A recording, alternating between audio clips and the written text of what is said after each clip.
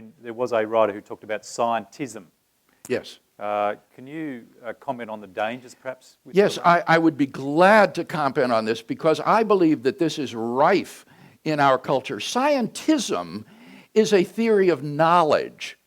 It's not science, it's a theory of knowledge. And what it says is that science, physical science, is the only source of knowledge. So that if something cannot be scientifically proven, it's irrational to believe in it. You should only believe what can be scientifically proven.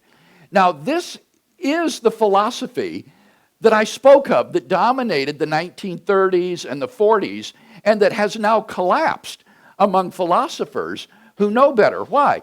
Well, first of all, this is far too narrow a theory of knowledge to be adequate. There are vast ranges of truth that we know and believe and are rational in believing, but that cannot be scientifically proven. For example, logic and mathematics are presupposed by science, not proven by science.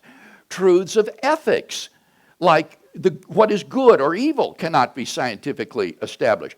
Truths of aesthetics, the beautiful, like the good, is also not accessible scientifically.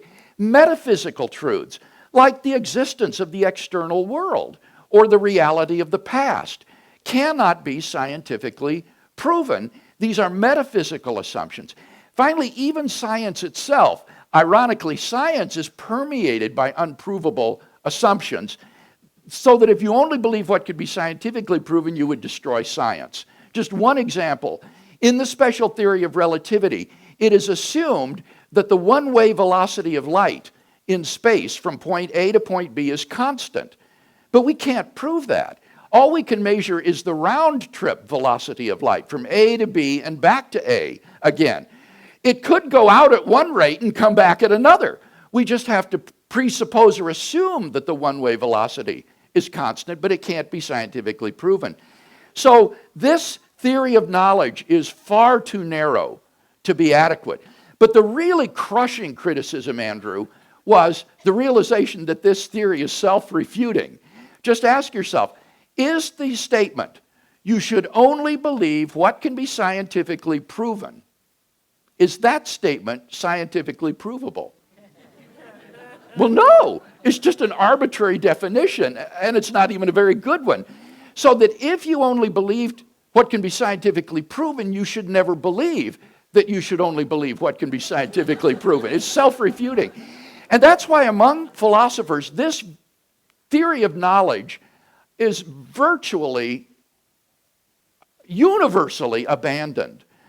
And it's sad to see certain people educated in the earlier era of the 20th century who are still holding on to this. People like Lawrence Krauss, for example, who are scientistic. But you can confidently reject that when your mates tell you that if something can't be proven by science, then it's irrational to believe it.